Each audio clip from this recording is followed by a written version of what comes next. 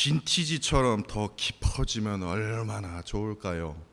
빈티지처럼 더 깊어지면 얼마나 좋을까요? 라는 제목을 가지고 말씀을 전하도록 하겠습니다. 여러분도 한 빈티지에 대해서 한번 들어보셨죠? 뭐 Z세대, 뭐 MZ세대, 뭐 밀리니어 세대, 뭐 이분들이요, 이 빈티지 제품을 한 번쯤은 구매를 한번 해봤대요. 이 빈티지를 어떻게 정의할 수 있냐면요, 시간을 이긴 물건입니다. 그리고 앞으로 시간을 이겨낼 물건이라고 정의를 하더라고요. 이 빈티지 제품 중에서 가장 인기 있는 게 뭐 찾아보니까요, 리바이스, 그 청바지 리바이스인가요? 뭐 하여튼 뭐, 그리고 또 뭡니까, 그 구치요. 예, 구치. 뭐 그렇게 해서 그 빈티지 제품들이 제일 인기가 많대요. 그러니까 시간이 엄청나게 오래된 제품이거든요. 지난 제품인데도 계속해서 가격이요 계속 오릅니다. 뭐 나이키 슈즈도 그렇고 뭐 꼭 여러 가지 있지 않습니까? 시간이 지나면 지날수록 가격이 떨어져야 되는 게 상식적인 것 같은데 가격이 계속 오르고 사랑을 엄청 많이, 관심과 사랑을 받는 이유. 첫 번째, 빈티지 제품은요, 특정 시대의 문화와 기술 그리고 디자인을 반영하기 때문에 그 작품 자체의 역사와 스토리를 가지게 된다는 겁니다. 옛날에 마이클 조던이 신었던 신발이요, 지금 갖고 있으면 대박입니다. 예. 뭐 그냥 뭐 그 당시에는 뭐 5, 60불 했겠죠. 뭐 근데 지금은 뭐 한 뭐 하여튼 1000단위로요, 뭐 10,000단위로 하니까요. 예. 왜냐, 그 안에 역사와 스토리를 가지고 있기 때문에. 빈티지 아이템은요, 또한 희소성 그리고 독창성을 갖고 있기 때문에 한 개밖에 없는 거예요. 그러니까 개성이 돋보인다라는 거예요. 그리고 세 번째는요, 현대 지금 만든 제품보다 장인 정신이 깃들어져 있대요. 이 빈티지 제품 안에는 거의 대부분 장인의 정신이 깃들어 있기 때문에 시간이 지나면 지날수록 뭡니까? 품질의 그 가치가 더해진다는 겁니다. 네 번째, 빈티지 제품은요, 지속 가능성의 가치를 지니게 된다는 겁니다. 다시 말해서 재활용을 통해서 환경에 긍정적인 영향을 주고 있다는 거죠. 그리고 마지막은요, 이 빈티지는요, 옛날 시절의 그 추억이나 그 특정 세대에 대한 그 향수를 불러일으키는 이 감성적인 가치를 제공한다고 합니다. 그러니까 이 빈티지는요, 이 제품은요, 골동품이라고 얘기해야 될까요? 이 빈티지 제품은요, 시간이 흐르면 흐를수록 그 가치가 점점점 떨어지는 것이 아니라 역사적인 가치, 희소성의 가치, 품질의 가치, 지속 가능성의 가치, 감성적인 가치를 뭐 어떻게 합니까? 더욱 더 깊게 해주기 때문에 그 가치가요, 떨어지는 게 아니라 더 올라간다라는 거예요. 제가 그 글을 읽으면서 우리의 인생 또한 마찬가지라는 겁니다. 빈티지와 같더라고요. 시간이 지남에 따라 마음에 스크래치가 생겨나기 때문에 그래요. 스크래치가 하나도 없는 빈티지 제품이 존재할 수 없듯이 우리의 인생 또한 스크래치 없는 인생이 없다라는 겁니다. 분명히 맨 처음 태어났을 때에는, 처음 세상에 엄마 뱃속에서 딱 태어났을 때에는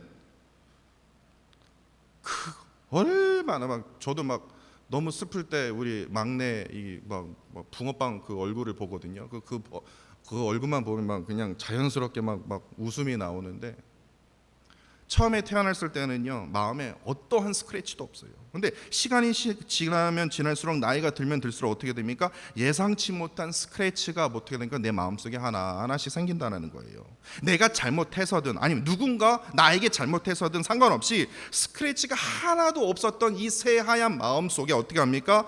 한 줄, 두 줄, 세 줄 이런 식으로요, 상처가 계속해서 한 개씩 늘어나기 시작한다는 겁니다. 그러다가 이 자존심이 담긴 이 마음 속에 스크래치가 딱 생기잖아요. 근데 그 고통은요, 영원히 잊혀지지 않는다라는 겁니다.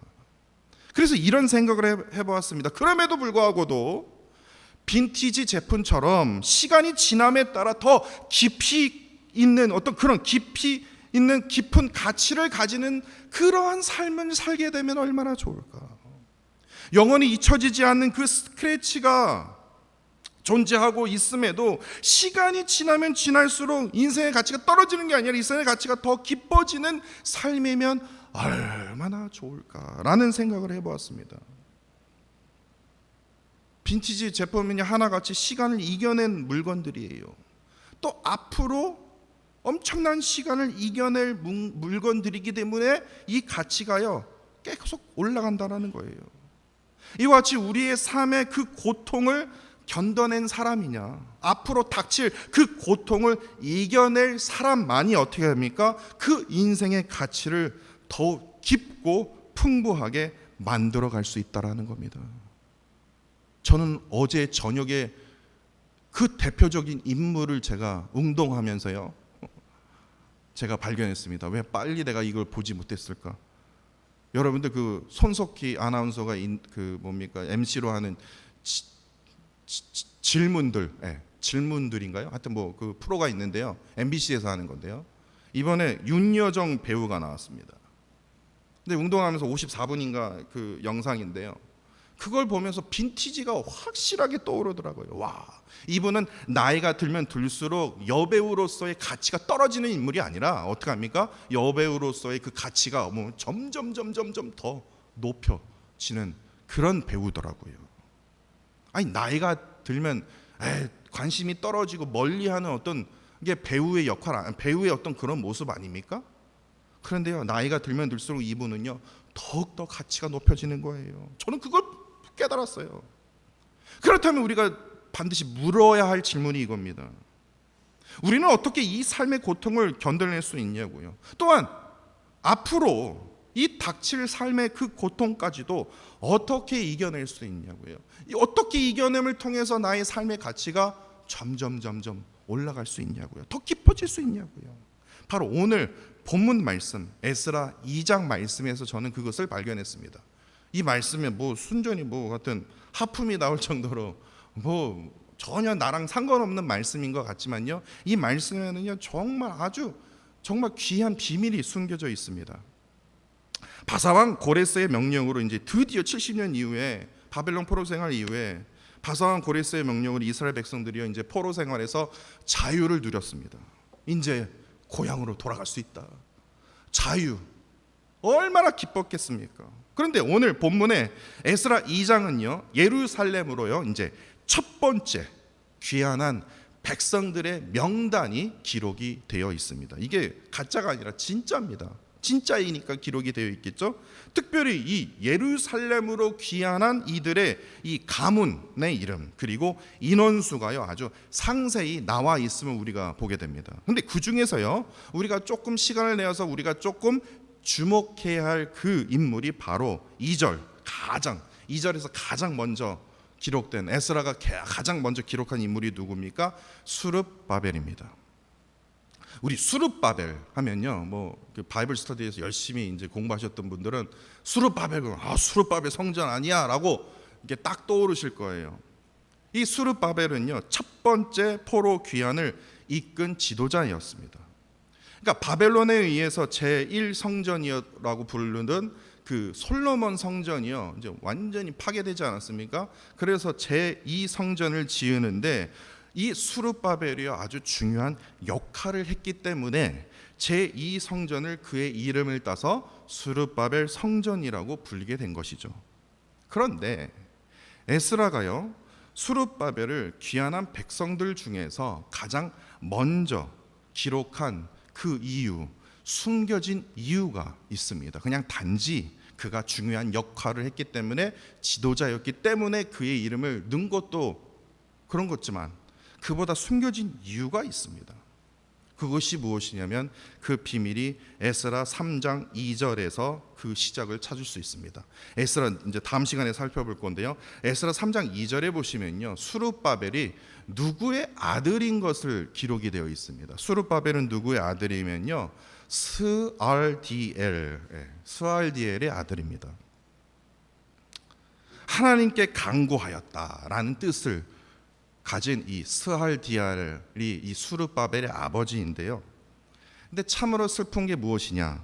역대상 3장 17절에 보시면요. 역대상 3장 17절에 보시면 바벨론의 포로로 끌려가게 되는데 남유다의 마지막 왕 중에 하나인 이 여호야긴이 있었습니다. 여호야긴을요 성경에는 여고냐라고 합니다. 이건 바벨론식의 이름이죠. 여고냐. 근데 이 여고냐의 이 여호야긴의 이 왕의 맏 아들이 바로 누구냐? 스알디엘입니다. 그러니까 바벨론이 쳐들어오지 않았더라면, 바벨론 포로로 끌려오지 않았더라면 이 스알디엘은 여호야긴에 이어서 왕이 될 인물이었죠. 그리고 스알디엘에 이어서 수르바벨 또한 뭐예요? 왕이 되었을 것입니다. 근데 스알디엘은 바벨론 포로로 이제 끌려와서 바벨론 포로 생활을 하는 중에 바벨론에서요 누구를 낳았습니까? 수르바벨을 낳게 된 겁니다. 그래서 그 아들을 낳게 됐는데 이 아들을 어떤 이름을 지을까 해서 수르바벨이라고 이름 지었는데 그 수르바벨의 이름의 뜻이 무엇인 줄 아십니까? 바벨론에서 태어났다 이 뜻입니다. 이게 무슨 뜻입니까? 너는 바벨론의 슬픔이야.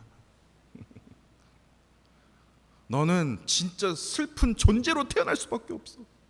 바벨론의 슬픔. 이 수르바벨의 이름 자체가 바벨론의 슬픔입니다.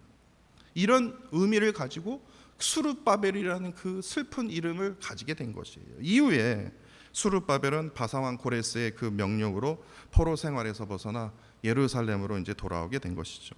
그렇다면 여러분들 한번 상식적으로 한번 생각을 해보세요. 수르바벨은 예루살렘에 돌아가자마자 무엇을 해야 됩니까? 우리의 아버지가 이루지 못했던 이 왕위의 자리를 내가 다시 올라야지. 왕위를 다시 회복해야지. 그래야 되는 게 아닙니까? 상식적으로요. 아니 다른 역사서를 한번 보세요. 아버지가 이루지 못했던 이 왕위 내가 오르겠다. 내가 이 왕권을 내가 회복하겠다. 거의 그러지 않습니까? 그런데 수르바벨은요 진짜 바보입니다. 왕의 자리에 오르기를 힘쓰지 않았다라는 거예요. 그럼 뭐를 했을까요? 그는 오로지 하나님 성정 중심으로 예배자, 다시 새로운 공동체, 예배 회복을 위한 공동체를 세우는데 그의 힘을 다했다라는 거예요.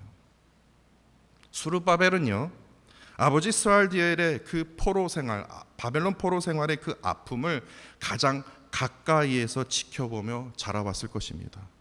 이스라엘 왕인데, 왕이 될 사람인데, 야, 저런 모욕과 치욕을 당하는구나. 이런 과정에서요, 이 수르바벨의 그 마음에 평안이 있겠습니까? 너는 수르바벨을 부르니 그가 너는 바벨론의 슬픔이야, 바벨론의 슬픔, 바벨론의 슬픔이라고 계속 그렇게 불리움을 당하는데 자신이 그 이름이 좋았겠습니까? 아버지를 보면서 그렇고 자신의 삶을 보면서도 그렇고 포로 생활을 하면서 뭐예요? 많은 그의 마음의 상처와 수많은 스크래치를 뭡니까? 경험했을 것입니다.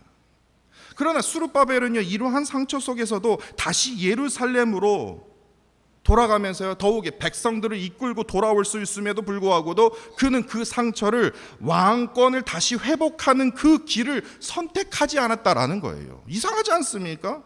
오로지 성전 재건의 길을 선택했다라는 겁니다. 이게 참으로 놀라운 겁니다. 수르바벨이 선택한 길은요 이 단순히 왕위를 오르는 것보다 더 큰 의미를 보여주고 있다는 거예요. 왜냐? 수르바벨은요 하나님의 그 성전을 재건하고 백성들과 함께 예배할 수 있는 그 예배자의 그 공동체를 형성하는데 자신의 모든 힘과 가치를 다 두었기 때문에 그렇습니다. 이것은요 어떠한 것을 보여주냐면요 빈티지 제품을 보여준다라는 거예요. 그러한 가치, 그러한 선택의 길을 선택했기 때문에 빈티지 제품처럼요 시간이 지나면 지날수록 이 수르바벨의 그러한 그 가치가 더 귀하게 되었다라는 거예요. 수르바벨의 그 삶도 그가 겪었던 그 모든 상처와 그 고통을 어디서 풀었어요? 왕위를 오르면서 그가 회복된 게 아니라 예배의 공동체를 회복하면서 그의 삶은요 더욱 더 깊이 가치가 있게 되었다라는 겁니다. 그 증거가 무엇이냐? 이거 목사니까 그렇게 얘기하죠. 아니요. 마태복음 1장 12절과 13절에서요 예수님의 계보에 수르바벨의 이름이 당당히 등장할 수 있었다라는 거예요. 그의 이름의 가치는 더 시간이 지나면 지날수록 어떻게 됩니까? 더 깊어져 갔다라는 겁니다. 이런 의미에서 오늘 본문 전체를 보시면요, 오늘 본문의 64절에요 예루살렘으로 돌아가기 위한 회중의 총합 42,360명요. 야, 나 로또 당첨됐다. 야, 그 수많은 백성들 가운데 내가 예루살렘으로 돌아갈 수 있게 내가 로또에 당첨된 거야. 이게 아니다라는 거예요. 야, 내가 그 중에서 제일 먼저 내가 1차, 2차, 3차거든요. 포로 기한이 그렇게 나눠졌는데 첫 번째로 내가 자유를 찾게 된 거야. 야, 로또 맞았다. 이게 아니다라는 거예요. 그들과 더불어 뭡니까? 귀환했던 65절에서 67절에 기록된 남종과 여종, 노래하는 남녀, 그리고 짐승의 숫자는요, 로또가 당첨된 게 아니라 뭐예요?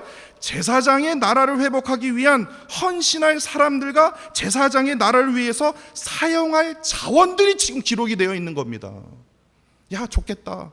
야, 이 사람들 참 로또 맞은 사람이네. 아주 이 사람들이 무슨 조상이 무슨 과거에 무슨 훌륭한 일을 했나 이렇게 보그럽게. 이게 아니다라는 거예요. 스룹바벨의 시작으로 2절에서 35절까지 기록된 이 이스라엘 가문별의 이 대표 지도자들이 예배 공동체를 회복하기 위해서 먼저 움직인 자들이라는 겁니다. 그리고 그렇기 때문에 36절에서 39절까지 뭐예요? 제사장들이 나선 겁니다. 그리고 40절에서 42절까지 레위 사람들이 나선 것이고, 그리고 뿐만 아니라 43절에서 54절까지 뭐예요? 성전에서 일할 이 느디님 사람들까지 나서게 된 거예요. 뿐만 아니라 55절에서 58절까지 오래전에요 솔로몬의 신하의 자손들과 하다못해 59절에서 61절에서는요 이스라엘 계보의 불분명한 자들까지도 일어나서 성전 재건하는 일에 내가 동참하겠습니다. 다시 말해서 남녀노소 차별 없이, 신분의 차별 없이 이스라엘 공동체에 속한 모든 사람들이 예배 회복을 위해서 그들이 동참했다라는 겁니다. 자유를 위해서가 아니라.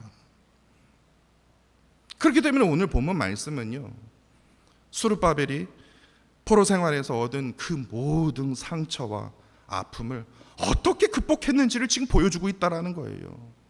앞서 말씀드렸듯이요, 스룹바벨은요 당연히 상식적으로 생각해야하면요 아버지가 이루지 못했던 꿈을 이루는 것이 자신이 삶의 목적이라고 생각을 했을 거예요.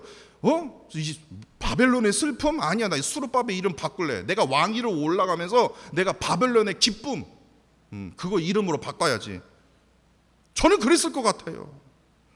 그러나 에스라서 말씀이나 느헤미야서 말씀에 어디 가도요 그가 왕위에 올랐거나 총독의 자리에 올라갔다는 기록은 없습니다. 또한 후계자에 대한 기록도 없어요.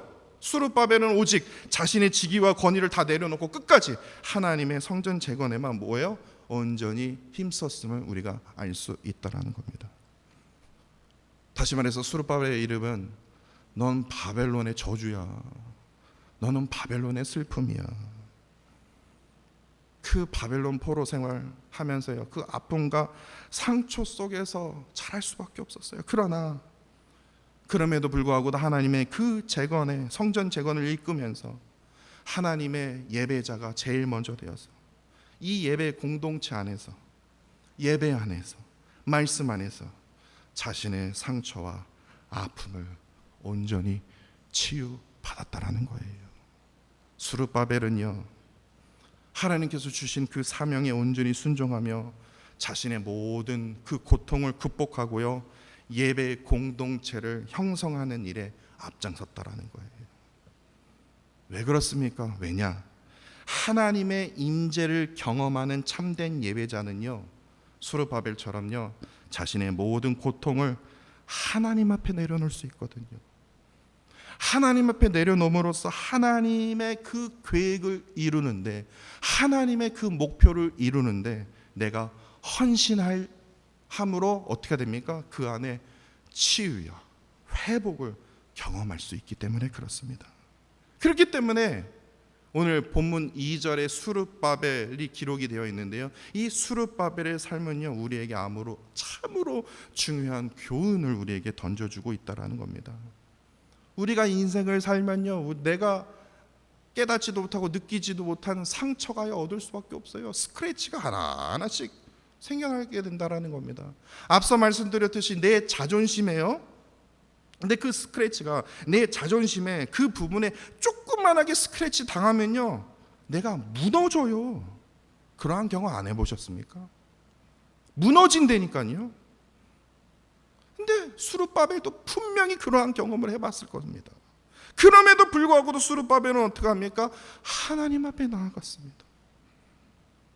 하나님, 모든 사람들은 나에게 바벨론의 저주다, 바벨론의 슬픔이라고 수르바벨이라고 부르는데, 하나님, 제가 앞으로 하나님을 위해서 무엇을 해야 될까요? 그 상처를 가지고요, 그 아픔을 가지고 하나님 앞에 나아가자. 하나님께서는요, 빈티지 제품보다 더 깊이 있는 가치로 그의 삶을 더욱더 가치 있게 이끄셨다라는 겁니다. 그것을 바로 오늘 본문의 에스라가 이를 증거하고 있습니다. 수르바벨은 단지 그냥 성전 건물 세우는 일에 그치지 않았다라는 겁니다. 그의 헌신은 단순히 그냥 성전 재건을 넘어서 모든 이스라엘 백성들에게 새로운 희망과 신앙의 회복을 알렸습니다. 결국에 그의 헌신을 통해서 에스라의 뭡니까? 말씀 부흥운동이 일어났고, 그의 헌신을 통해서 느헤미야가 나서면서 성벽 재건까지 이어져서요, 이스라엘 모든 백성들이 이전보다 더 강한 공동체로 성장할 수 있는 그 기틀을 누가 마련했습니까? 하나님께서 수르바벨을 통해서 그 기틀을 잡으로 인도하여 주셨다라는 겁니다. 이는 단순히 그냥 건축을 넘어서요, 솔직히 말하면 수르바벨 성전, 솔로몬의 성전보다는 정말 작은 성전인데요, 이건 건축을 넘어서 이스라엘 백성들의 그 신앙과 삶이 새롭게 되는 그 영적 부흥으로 이어졌다라는 게, 그게 참으로 깊은 의미를 가치를 갖고 있다라는 겁니다. 이를 통해서 하나님의 다스리는 나라, 제사장의 그 나라를 회복하는 중요한 발판이 바로 이 수르바벨로부터 시작이 되었다라는 겁니다. 오늘날 우리도 마찬가지입니다. 제사장의 나라 이현, 이 하나님의 나라를 위한 무엇을 회복해야 됩니까? 예배의 회복을 추구해야 됩니다. 예배는요, 우리의 삶의 모든 영역을 변화시키는 그 능력이 있습니다. 저는 예배를 통해서 하나님을 만나게 됐고, 그 예배를 통해서 제 삶의 목적을 깨닫게 됐거든요. 그 예배를 통해서 내가 변화됐거든요. 다시 말해서 하나님을 향한 그 예배가 회복될 때 우리의 가정이 변화됩니다. 하나님을 향한 그 예배가 회복될 때 우리의 교회가 변화된다라는 겁니다. 다시 말해서 예배가 회복될 때 내 삶의 모든 부분이요, 어떻게 됩니까? 새롭게 하나님께서 놀랍게 변화시켜 주신다라는 겁니다. 왜 그렇습니까? 하나님께서 예배자의 삶의 모든 그 영역에서 내가 일하는 것이 아니라 하나님께서 나를 통하여 직접 일하여 주시기 때문에 예배하는 그곳이 내가 걸어가야 할 길이 되어야 하며, 예배하는 그곳이 뭡니까? 내가 살아야 할 방향이 되어야 된다라는 겁니다. 예배는요, 우리의 삶의 모든 영역을 변화시키는 그러한 강력한 힘을 가지고 있습니다. 하나님을 향한 그 예배가 회복될 때, 다시 한번 말씀드리지만요, 우리의 가정, 우리의 교회, 나의 삶의 모든 부분이 하나님께서 새롭게 변화시켜 주십니다. 하나님의 임재를 경험하십시오. 온전한 하나님의 예배자로 오늘 본문의 수르바벨처럼요, 비록 상처가 있고 그 상처가 말 못할 정말 자존심의 큰 스크래치보다 더 깊은 상처가 있다 할지라도 하나님께서는요, 너는 바벨론의 저주야, 너는 바벨론의 슬픔이야 라고 부를지언정, 하나님께서는 그러한 영혼을요 완전히 180도로 변화시켜 주시는 그러한 전능하신 하나님이심을 오늘 본문의 말씀 통해서 항상 기억하심으로, 수르바벨처럼 능력 있는 예배자로, 정말 힘 있는 예배자로, 승리의 예배자로 살아가는 저와 사랑하는 성도 여러분들이 되시기를 간절히 원합니다.